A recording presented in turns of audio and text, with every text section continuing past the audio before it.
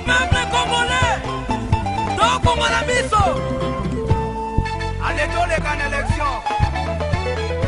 Nous allons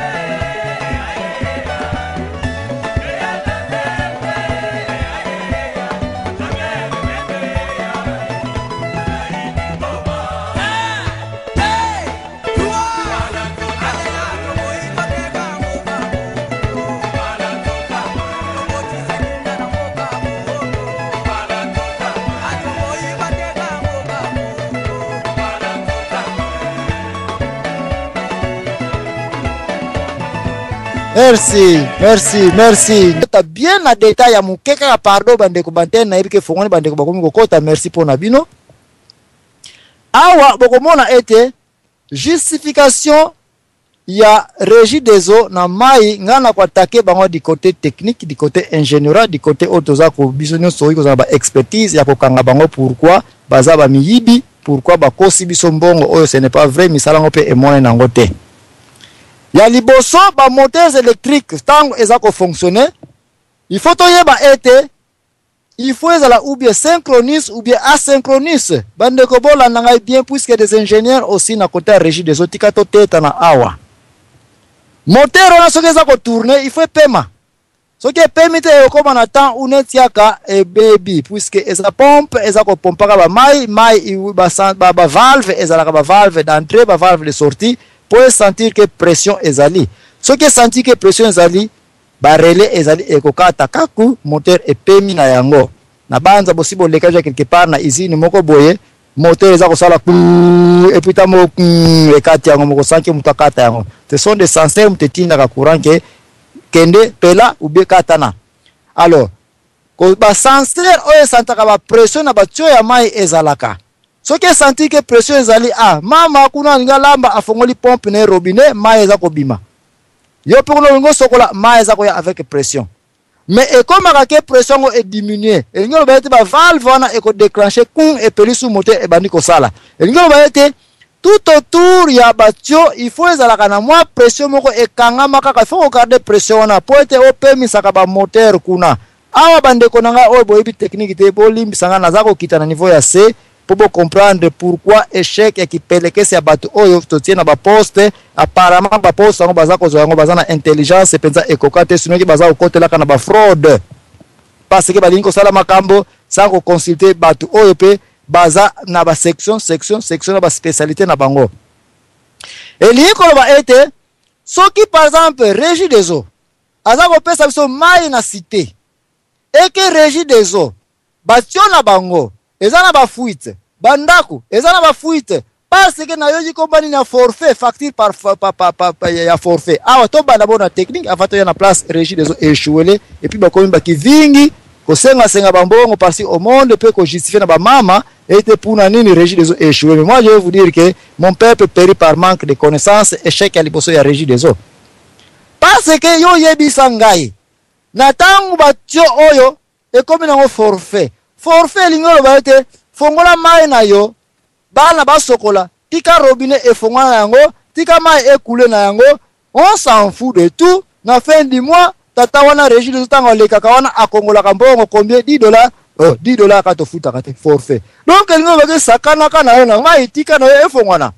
Mais pour la bandeko boza comprendre qu'est-ce que je veux dire? Na kitasu na niveau momuke na se avana zongela awa.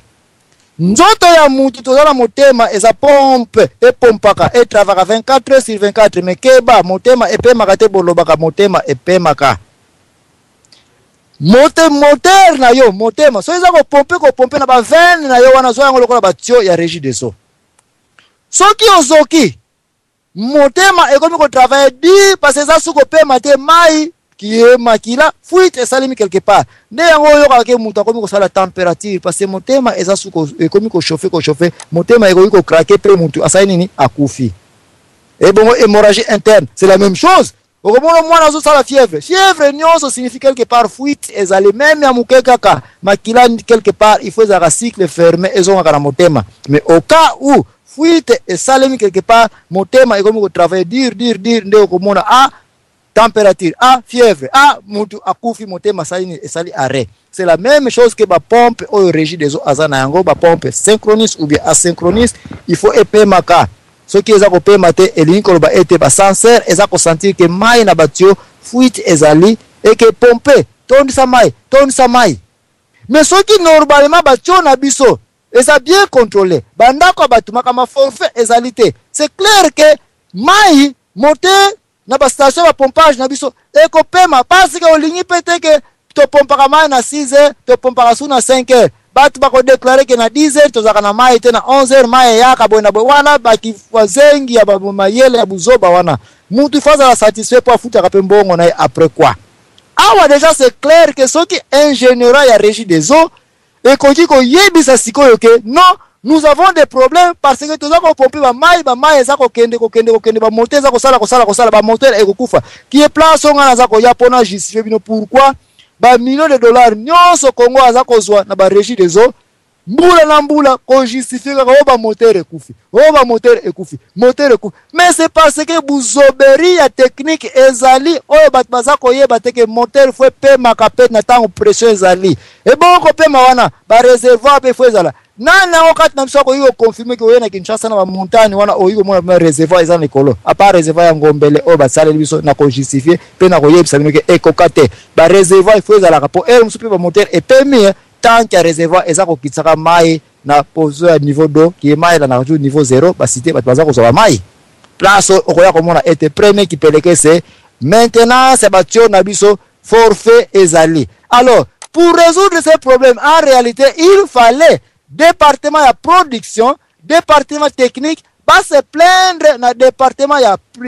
exploitation, ou ça la facturation, pour le baïté, bolongo la makambo etali, facturation par quoi? Par forfait. Parce que boza kotika batika batio e fonga yango, ba fuite pe batio e toboka na yango, ba biloka boza ko sala ete biso na côté technique ba ingénieur, ba to sali ba polytechnique toza ko déclarer ete ba relais na biso eza ko pemisa su ba banini te ba moteur te biloko boye mayele ya boye yo ministre mine et énergie yo PDG ya régie des eaux so ba ko lokotela ka yo wapi yo ADF ya régie des eaux il faut boswana na directeur technique kuna ko swana il faut ezala ke biso ba moteur na biso za ko pema te parce que ba boye na boye et puis bino tout il faut discipliner place discipline ezate ba bakotika ba pompe et fongwana. Alors pour leur discipline longola ba facturation o ya nini ya forfait. Parce que forfait signifie à 200 litres mais ça ko tika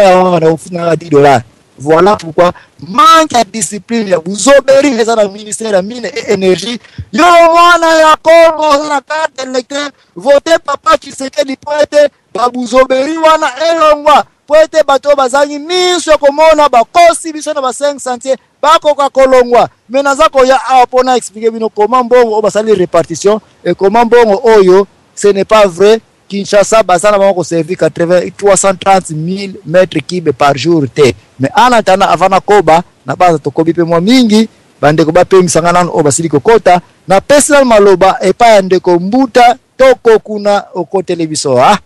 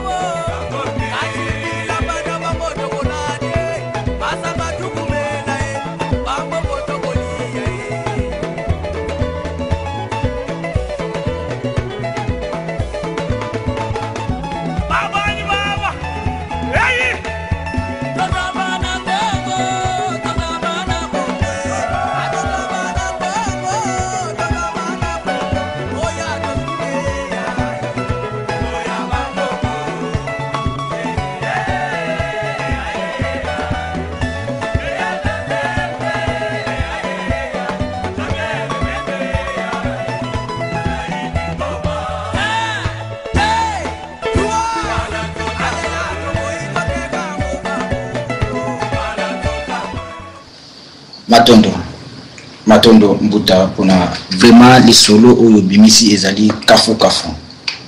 makambo na ezo pesa coïncidence na oyo uti ko lekeza la na Angleterre leki de 16 ya mois oyo eza problème ya Congo vraiment escroquerie oyo ezo leka côté mai ezali makasi elelisi bato misusu batali reportage wana kaka na kati ya télé na kansa link wana na tindi yango wana na registre ki moto aza na Angleterre ko kotala link wana misuko za libanda na kansi kozwa te ezana ba compagnie misusu bango moko banglais bazo benga komba compagnie ezali vutu investir 3 millions na Congo pona likambo ya mai misuko moni sika bazo zwila mai yango nkelo kaka mais bango baza ko exiger il faut bazwa 100 millions de dollars ibake kwa résister compagnie wana wapi kaka na mboka na bine pa ibino bozali suki na Caroline du Nord et pa ibake kwa résister compagnie wana oyo esali contrat na gouvernement oyo ezali na nisika voir même ba poto kaka oyo ya courant oyo tuzana ngona Congo uta na inga tina Kinshasa niongo wana ti lelo esila te mais ba compagnie oyo esala ba poto wana c'est kufa mais niongo ti lelo yo ezo futama mais soko tali kama individu o bazo lia Congo combien de millions il faut ba futela mo ba investir 3 millions mais il faut ba futango fois 30 ezana link ngati mona lobi yango mais ba mindele bango moko pour essuie bango balbi soki kete basala ki contrat en Angleterre ngaki lekate bena pays moko sika droit de l'homme ezali mais baluki ville moko oyo ezana kati ya mboka na bino na États-Unis kuna essuie problème ezate mais babilo kwa ndengwana est-ce que tozali vraiment na ba gouvernement na bango bato bazo pesaka ba vote ni bikisu bazo pesaka be pesela mage tozo mona ko ba ballon zo salamaka ba mininga bazo bundaka ba misu bazo kwa faiblir ba bitumba vraiment na mabiloko photo telema si je na yo mbuta na ngeza vraiment kitoko pona likambu ya mai pour monta oyo batie oyo zo leka awa na Angleterre et lelisi na batu pour na ba 100 millions de dollars o bako futa batu wana mutu moko pamba soko tali na kansa uti ata ba Congo bolimbisa ngai mais azolia biso mboka mobimba na 100 millions de dollars o batu bako salela taka mo eloko mais bako kani na ba gouvernement o ba tozo chaka na sika o batu misu bazo soutenir vraiment na monopoliser parole te mbota ko batu ko bakisa lisusu mususu eko matondo. Merci mbuta kiantoko na banza kompanya yo usiliko pesa kompanya na Kinshasa ngana ko iko pesa nja kombo ya obo za na internet bo notala kompanya za ko bien kombo ya copyrep et puis za na immeuble Sofide na avenue Kisangani numéro 9 na 11 bo bazala besoin téléphone na ngoyo 243 15 10 10 00